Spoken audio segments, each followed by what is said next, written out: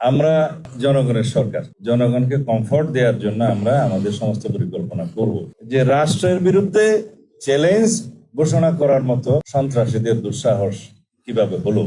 Salimpur union, পাশে সীতাকুণ্ডের সাথে যোগাযোগ, ভাটিয়ারির সাথে যোগাযোগ, হাটাজারি বাইপাসের সাথে যোগাযোগ এবং চট্টগ্রাম কক্সবাজার মহাসড়কের সাথে যোগাযোগ কিভাবে স্থাপন করা যায়, কিভাবে রোড নেটওয়ার্ক স্থাপন করা যায়, এবং এখানে আমাদের যে পুলিশের জন্য, বিজিবির জন্য, র্যাবের জন্য, অন্যান্য বাহিনীর জন্য এবং সেনা নিবাসের জন্য কি কি ফ্যাসিলিটিস ক্রিয়েট করা যায় সেই বিষয়ে আমরা কথা বলেছি, এগুলো পরিকল্পনা করছি। তবে স্থানীয় অধিবাসী যারা বিভিন্নভাবে এখানে কোনো না কোনো কারণে বসতি স্থাপন করতে বাধ্য হয়েছে অস্থায়ীভাবে বা রিহেবিলিটেটেড হয়েছে বিভিন্ন কারণে, তাদেরকে কিভাবে পুনর্বাসন করা যায় সেটা আমরা একটা পরিকল্পনা করব।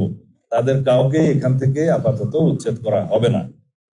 আমরা জনগণের সরকার, জনগণকে কমফোর্ট দেওয়ার জন্য আমরা আমাদের সমস্ত পরিকল্পনা করব।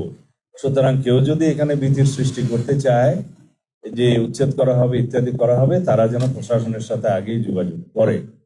এখানে কারাগারের একটা স্থাপনা অনেক বছর আগের থেকেই ঝুলে আছে, যেটা চট্টগ্রাম কারাগারকে শিফট করার, সেটা একটা খাস ল্যান্ডের মধ্যে বাইজুদ লিংকের আশেপাশে, যেখানে এখনো আবাস নাই, বসতি নাই, সেই জায়গাটা চিহ্নিত করে সেটা মোটামুটি ডিমার্কেটেড করা হয়েছে। জেলা প্রশাসন সেটা ব্যবস্থা নেবে বুঝিয়ে দেওয়ার জন্য।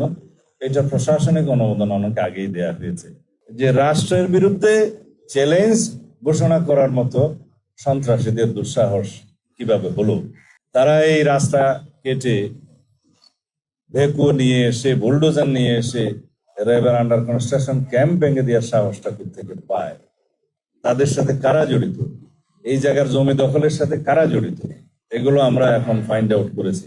আজকে 12টার সময় আপনাদের সাথে বা 12টার পরে কথা হতে পারে, আবার সার্কিট হাউসে আমরা একটা সমন্বয় সভা করব সকল বিভাগীয় প্রধানদের নিয়ে।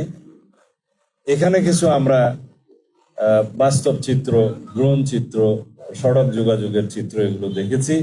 কিছু সরকারি সিদ্ধান্ত জানিয়েছি যেগুলো বাস্তবায়ন হবে।